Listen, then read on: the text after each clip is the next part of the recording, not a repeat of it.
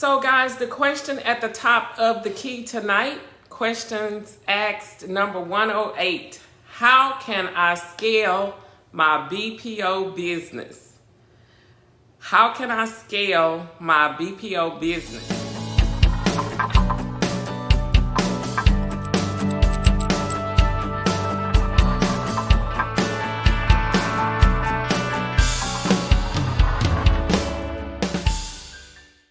For those of you who don't know me, I am Angela Cooper. I am a business coach. I help real estate agents increase their income while waiting on buyers and sellers to close. This is one of the platforms I use to do that, called Broker Price Opinions. We are a little bit later tonight than normal, but for those of you who are brand new to the page, go ahead, like the page. If you guys are watching from YouTube, go ahead, smash that subscribe button. If you are visiting after the fact, go ahead, drop a hashtag replay in the comments. And for those of you who are brand new to real estate or brand new to Broker Price Opinions, drop a 1 in the comment section. We have a free BPO webinar. The link is in the show notes just for you. So the question at the top of the key tonight, how can I scale my BPO business? How can I scale my BPO business? That's a very good question. So listen, guys, for those of you who are trying to increase your income with BPOs, you simply have to go back to the 10 that I talk about all the time. 10 to get in, okay? The right 10, not just 10. That means that you got to keep applying with 10, add 10, add 10, add 10. So in order to create about $4,000 to $6,000 a month in Broker Price Opinions, I did them full time, okay? I don't know. I'm guessing that scaling the business is relevant to each and every one of us. Some people want to go from $200 a week to $400 a week. That's scaling. Some people want to go from $2,000 a month to $6,000 a month. That's really scaling on the BPO, in your BPO business. Now, the one thing that we have absolute no control of is the economy, okay? So many of you, and if you don't know, I'm going to tell you right now, Broker Price Opinions are really, really fluent when the economy is down, okay? When the economy is down and people are asking for modifications and, you know, to put their notes in forbearance and, you know, pre-foreclosures, you're going to get a buttload of Broker Price Opinions, okay, in that market. The market that we're in right now is kind of leveling out, okay? So we're a little slow in the BPO industry, but it is going to be picking up, okay?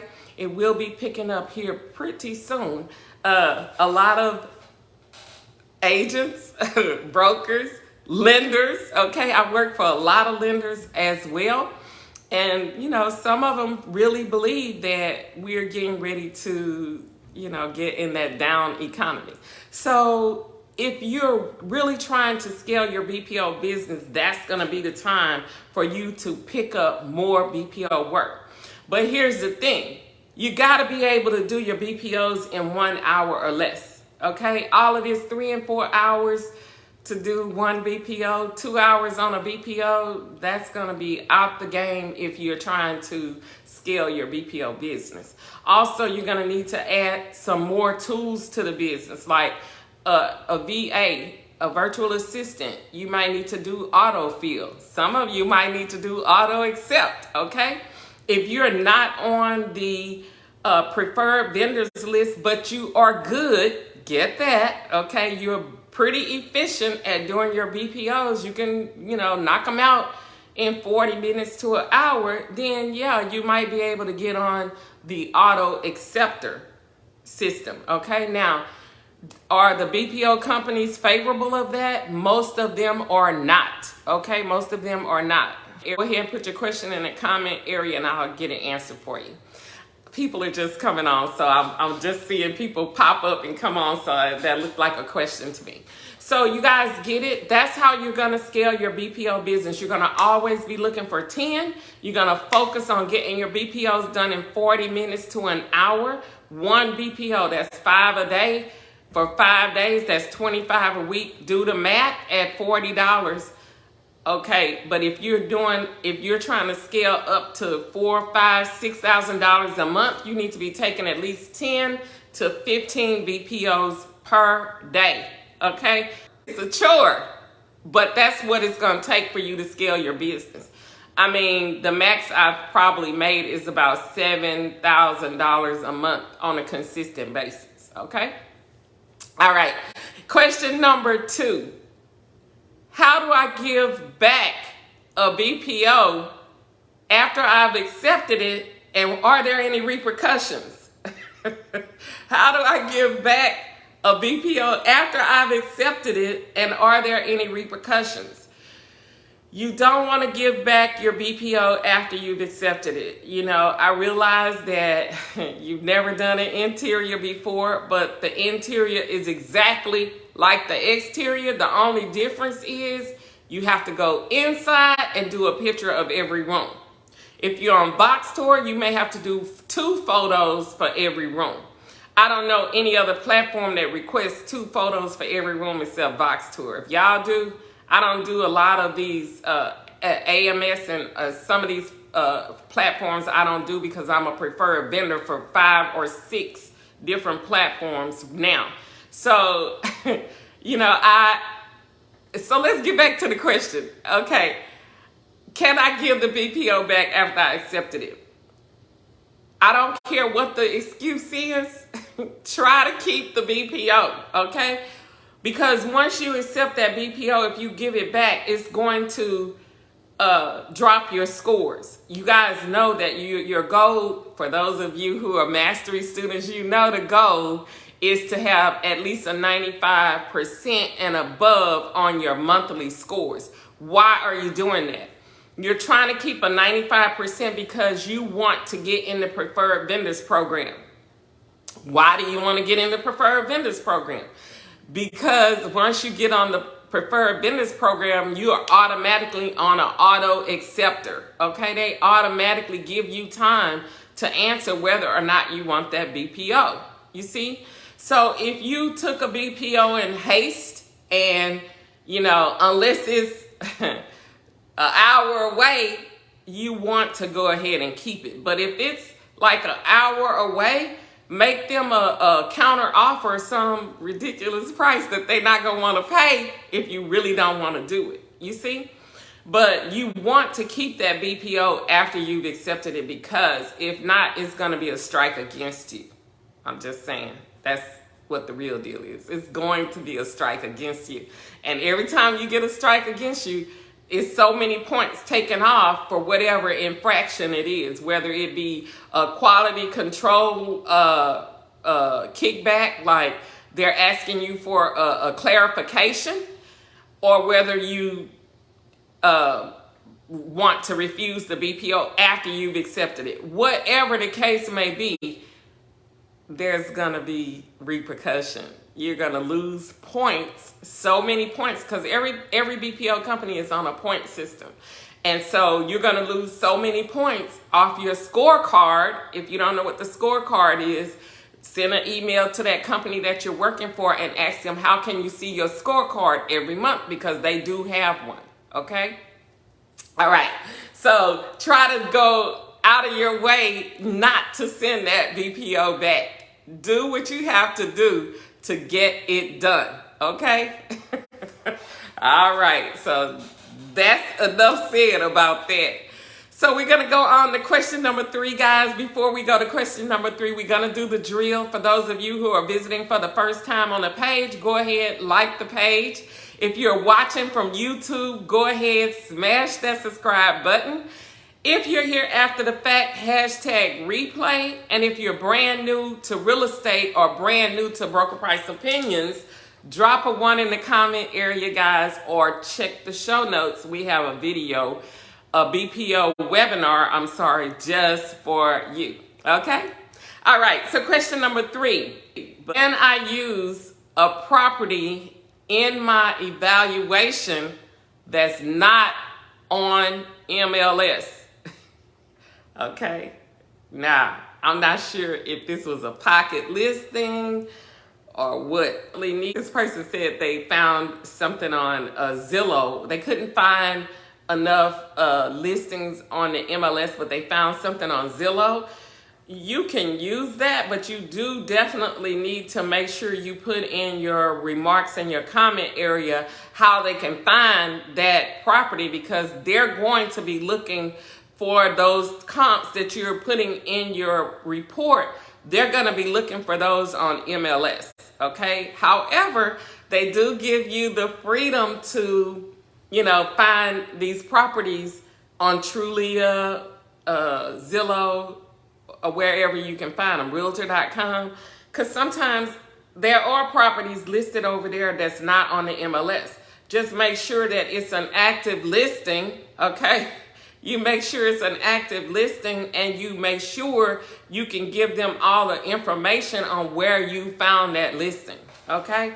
I don't normally use any properties that are not on MLS, because I know that they have access to the same information that I have for as the MLS is concerned in my area. And they will search the MLS for comps for you, okay?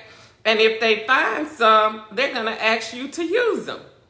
So make sure that you have set your search parameters correctly when you tell them that you couldn't find anything listed on MLS, but you found something on Zillow.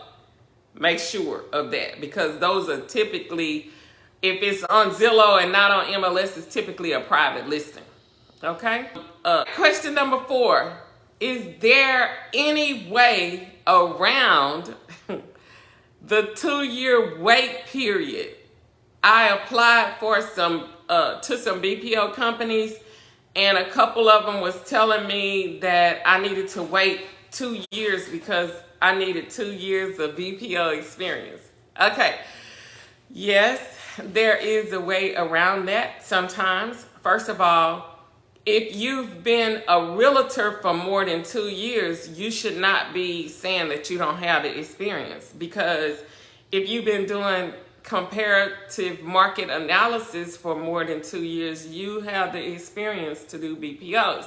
You need to know how to craft your resume. Secondly, you might want to consider doing the broker price opinion course, because you now have a certificate of training. It's just like going to apply for a job in corporate America. Sometimes they take your experience on another job, or they take your hours in college in place for the experience, okay? So if you tell them that you have a certificate of training for, broker price opinion mastery course, you show them your certificate and they want to verify, they can always email me, and they can sometimes these companies will, substitute that certificate of training in place of the 2 years, okay?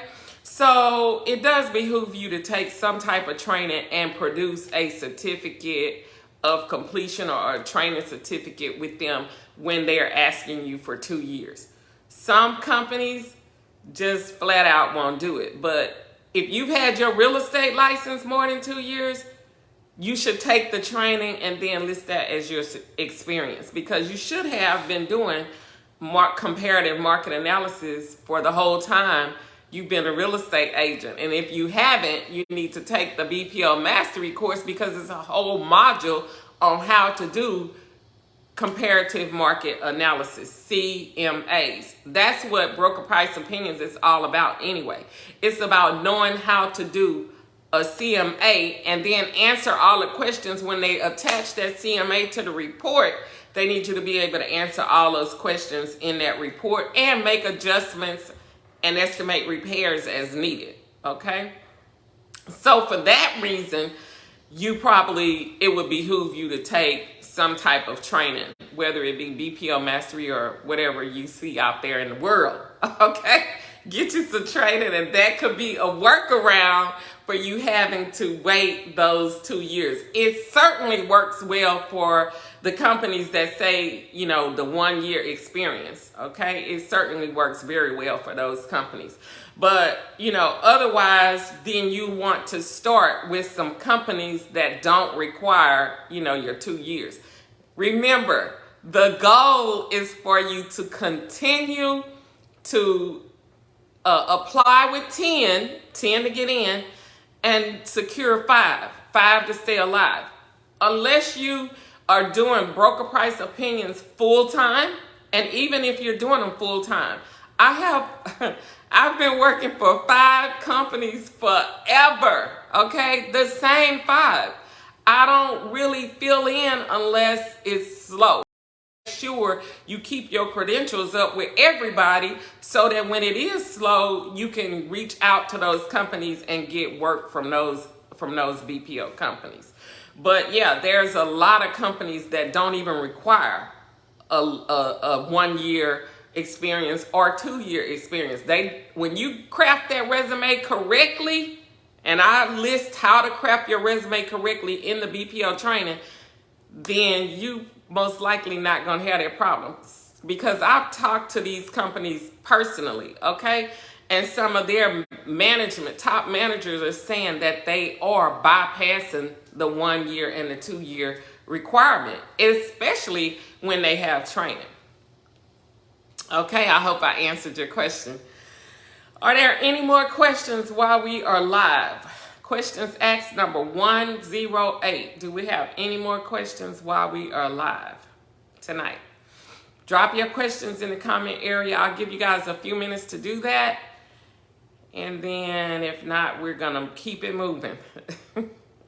I'm actually creating another course. That's why I'm kind of late tonight. I was writing and I got wrapped up in writing and distracted. Okay, the time just slipped right by me. All right, so welcome. Thank you for watching, Miss Carol and Miss Karen. You guys, I don't see any questions in the comments area. You guys have an amazing week. Let's go get this money, and I will see you all on the next one.